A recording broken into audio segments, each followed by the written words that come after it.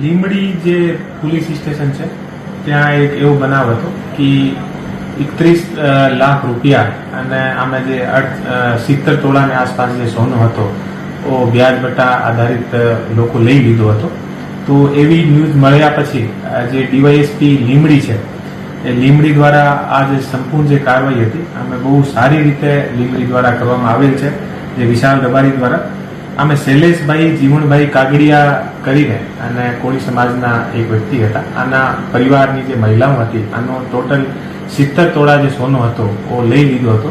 તો આ જે એ લોકો એ બહેનો અમારા ઓફિસ અને વિશાલ પાસે ગઈ તો આ પર ઝડપથી કાર્યવાહી કરીને અને 2 દિવસના અંદર જે 70 તોલા સોનો હતો એ અત્યારે પોલીસ દ્વારા આ તમામ બહેનોને પરત અપાવ્યો છે. અને બહેનો અત્યારે જે છે અમારા ઓફિસ પોલીસનો આભાર માનવા માટે આવી છે.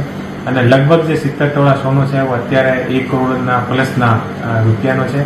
અને તમામ જે પરિવાર છે અને 5 થી 6 જે મહિલાઓ છે એ તમામ એકદમ ખુશ છે. અને આના જે આખો જે પરિવાર છે આ પરિવારને એક તરીકેથી લંબા 4 થી 5 વર્ષથી એ લોકો હેરાન થતા હતા.